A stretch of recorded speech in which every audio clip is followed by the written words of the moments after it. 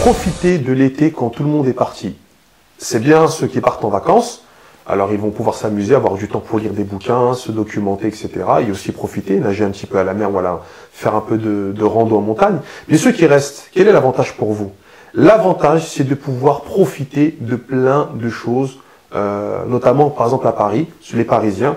Quand c'est l'été, eh bien, les routes sont vides.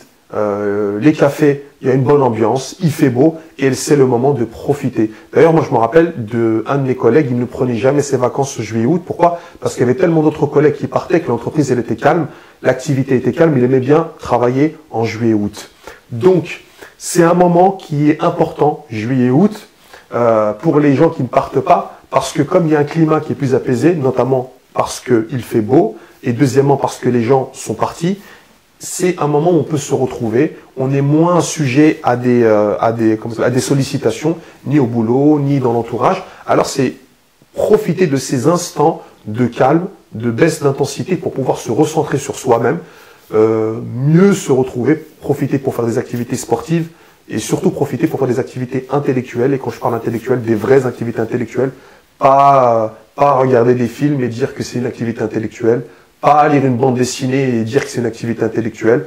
Je vais pas rentrer dans les nuances parce que c'est pas le propos de la vidéo. Par contre, je parle de vraie création ou de vrais exercices intellectuels. Écrire des textes, faire de la création d'écriture, de l'écriture, faire lire des livres qui sont intéressants. Et attention, tous les livres ne se valent pas. On peut lire n'importe quoi comme bouquin pour travailler sa langue, pour faire travailler un peu la machine. Par contre, il y a des livres dont l'humanité va se souvenir et des livres qui vont tomber dans les oubliettes. Tous les romans de gare, ils vont tomber dans les oubliettes. Il n'y a aucun roman de gare qui va changer la face de l'humanité. Mais il y a des livres de base qui sont les bases de l'humanité, qui sont les livres les plus lus dans l'humanité. Ce sont des livres qui vraiment apportent quelque chose. Eh bien, ces livres-là, souvent, on les lit quand on a suffisamment de temps pour le faire. Et le meilleur temps pour le faire, c'est quand on est à l'aise, quand on est bien. Profitons-en pour de vrai et arrêtons tout le temps d'assimiler à la culture et à l'intellect des choses qui n'en sont pas. C'est pas vrai que le cinéma c'est de l'intellect.